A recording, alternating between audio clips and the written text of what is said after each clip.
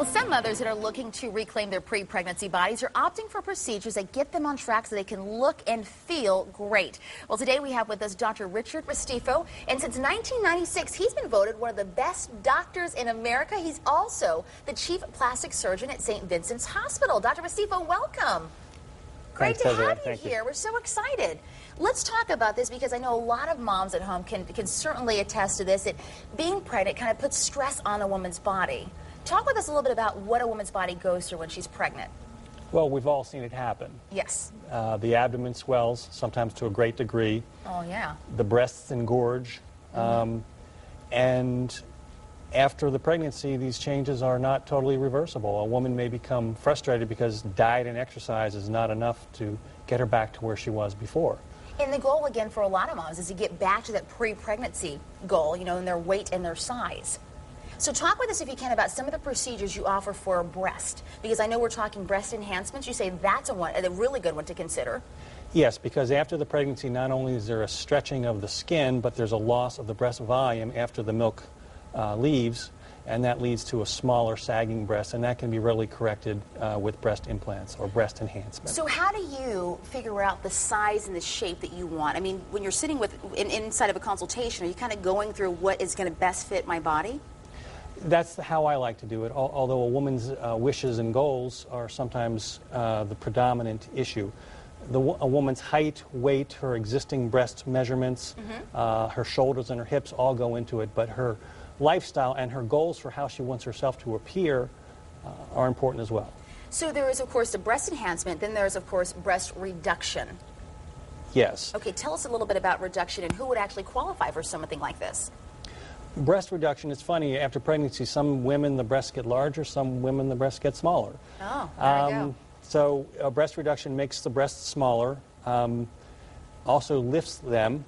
Often women are suffering from back pain from the size of their breasts, and that can be alleviated as well. Can you explain the difference for us between the breast lift or what is it, a mastopexy? Or are they essentially basically the same thing? They're the same thing. Okay, a breast lift is a mastopexy, yes. Okay. And what are the reasons for having that, you think? In a word, sagging. Oh, okay. Yeah, that's enough for me. The skin stretches, everything goes south, and things can be put up into the position they were before.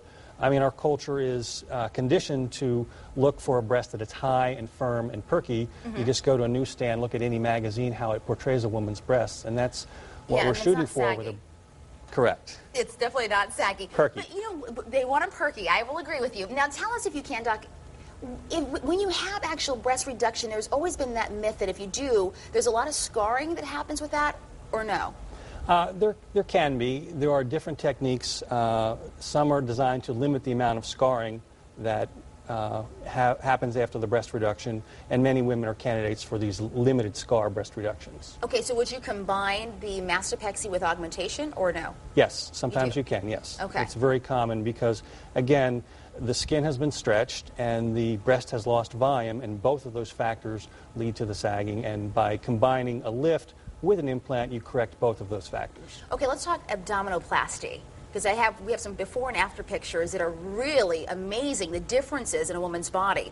Tell us a little bit about what we're looking at right now. The before picture, you see a woman, she's done a great job of getting back to her pre-pregnancy weight, but there's still skin and there's still loss of muscle tone. And no amount of abdominal crunches or no amount of further weight loss is going to remove that skin or bring those muscles back into the position where they belong. And you can see afterwards she has her six-pack back and her skin is nice and tight. You took that lower layer of skin on the before pictures, it's completely gone. Yes. Is there minimal scarring with this kind of procedure? There is a scar. It's down low. It's too low to be seen in this picture, but there is an incision. Okay. And do you recommend, if a woman is considering having kids, having more, this is not something she wants to do, then she wants to certainly delay this procedure, is that right? Yes, you definitely should be done having your children, because having a tummy tuck is not going to prevent you from having children, but you're going to ruin it if you have another child. All right. Let's look at our other picture. We've got one other one here, and show us what we're seeing here. This is a woman who has excess skin after the pregnancy, a good amount of excess fat, and poor muscle tone. And a tummy tuck addresses those three factors. Wow. Excess skin, excess fat, and muscle tone. And then liposuction, you also say that as women who had their babies, liposuction sometimes is a necessity because you just can't get rid of the extra fat.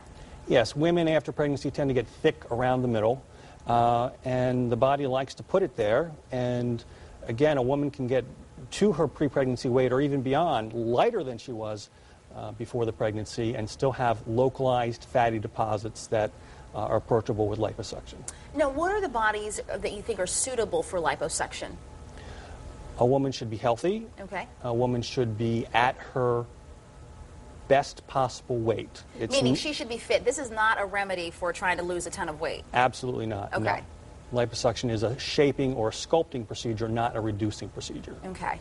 And what do you think are some of the women's reservations? When you hear women, we come to you, what are some of the things that women are sounding off about? When can I get back to the gym? And what is the answer to that? About a month, typically, after these procedures. Okay. They're also concerned about when they can run around after their children, because these procedures are mommy makeovers, we call them. And often they have small children. They want to know when they can take care of them, or will they need someone to come help them take care of their 3-year-old, for example. Well, good to know. And if you'd like to get in touch with Dr. Richard Restifo, he has an office right here in New Haven and one in Wilton. The information, again, is on your screen, or just come to our website, WTNH.com. Click